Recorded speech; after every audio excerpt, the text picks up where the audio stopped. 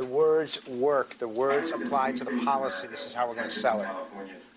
And I'll be able to walk to this electricity company on Monday and be able to say to them, your policy makes sense, and here's the language to explain it.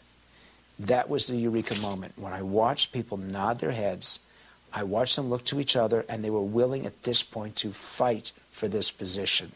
You're replacing the bad with the good. It's almost like in with This is a guy who is merchandising ideas and merchandising a movement and merchandising a political party. And in many instances, the words that he says are the ones that resonate, are ones that that obscure to some extent the issue. Take the so-called death tax. When it was called the estate tax, most people supported it. But Luntz managed to turn public opinion against it simply by giving it an emotionally loaded new name.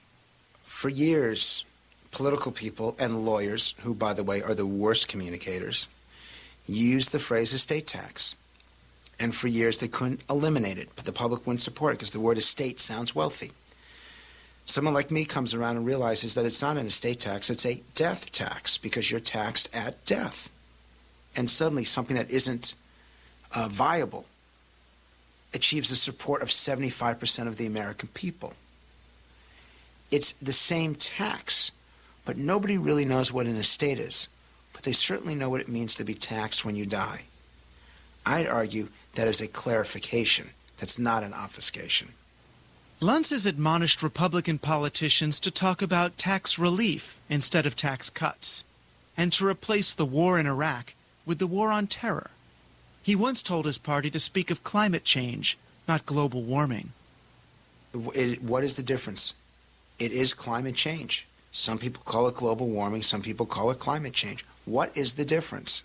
It apparently made enough difference to Republicans that they began to use climate change almost exclusively. It caused climate change. The President's Global Climate Change Initiative. Climate change research. And we must address the issue of global climate change. You should look at public opinion polls for the same reason that they are taken.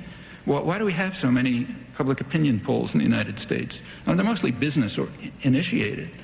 The propaganda institutions like the PR industry, they want to keep their finger on the public pulse. They got to know how to design the propaganda. So they want to know what people are thinking. So in fact, if you want to find out, you can find out too. And you can find out how these opinions are changed. The most effective kind of propaganda was defined as the kind where the subject moves in the direction you desire for reasons which he believes to be his own. What really matters is the fact that the major institutions in the society are under totalitarian control. After all, what's a corporation? You know, a corporation is just a tyrannical system, one of the most tyrannical systems that humans have ever devised. They've been given extraordinary rights by the courts, not by legislation, early in this century. They're, like the multilateral agreement would give them actually the rights of states. They're basically unaccountable to the public. When they've been given the rights of persons, that means, for example, they have the right to propagandize. So like they've been given the rights of free speech, which is insane. You know, these are collectivist institutions. They've been given the right to advertise, in fact, at your expense. So you get the tax-free, so you pay for the privilege of having your minds destroyed. They own the information system. I mean, they control the information system. What are the media? You know, huge corporations, parts of bigger corporations. That sets the framework of discussion.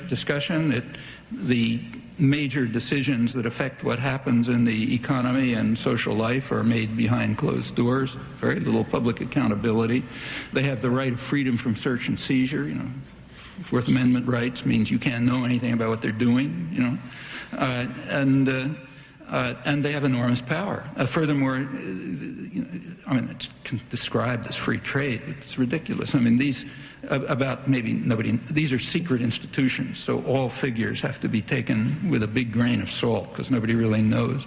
But the guesses are that by international economists that maybe 40% or so of U.S. trade is actually internal to corporations, meaning it's not trade at all.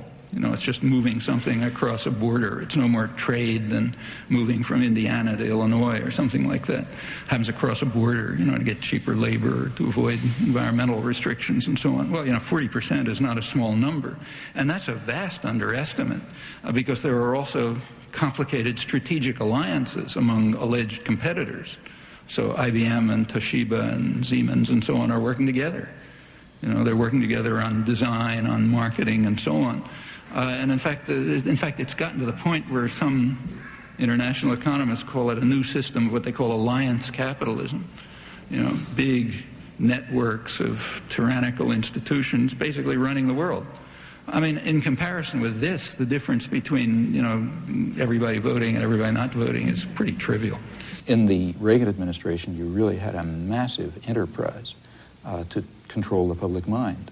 In fact, when this was exposed during the Iran-Contra hearings, partially exposed, one high administration official described it as the most successful operation they carried out. He said it's the kind of operation that you carry out in enemy territory. And that expresses the attitude toward the population completely.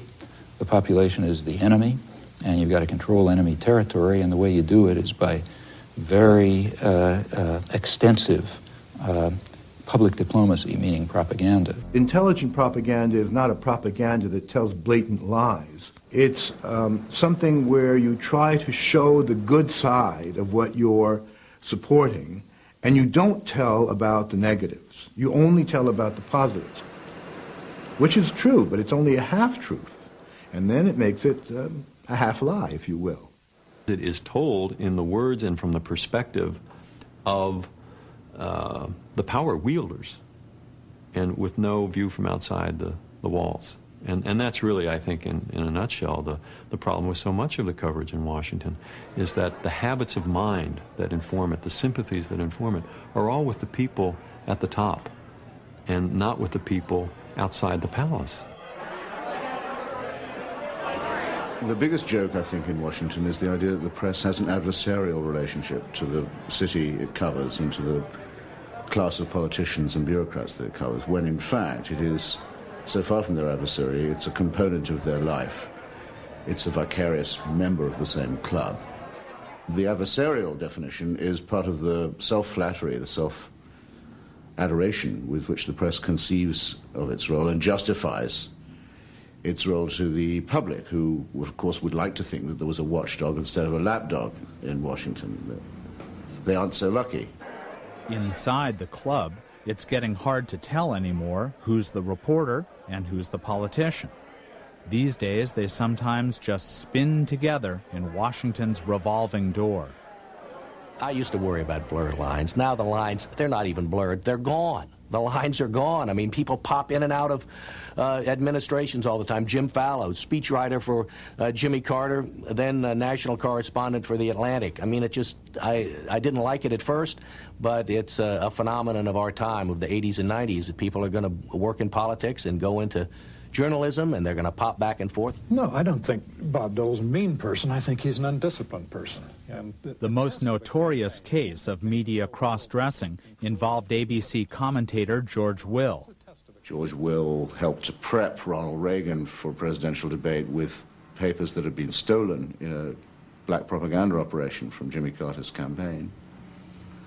Having helped in that obscene prep, he then went on the air as an objective commentator later that night to say that he thought Reagan, viewing it objectively, dispassionately, fair-mindedly, even-handedly, and so on, had done best in the debate, rating the horse that he'd been secretly training. Paid no price for it. More than anyone, political analyst David Gergen seems stuck in the revolving door. Bob, you decided to call this book The Choice that voters must make this November. After working for Presidents Nixon, Ford, and Reagan, Gergen began writing for U.S. News and World Report and appearing on McNeil Lehrer. Then he returned to politics as a Clinton advisor, and now he's back in the media. When you click on that set, you sort of have to say, what to yourself? Am I seeing David Gergen, the thoughtful journalist, as he sometimes is, or am I seeing a guy who fairly recently was in the employ of Bill Clinton as a paid propagandist? Sometimes even I find the lines too blurry to follow the action.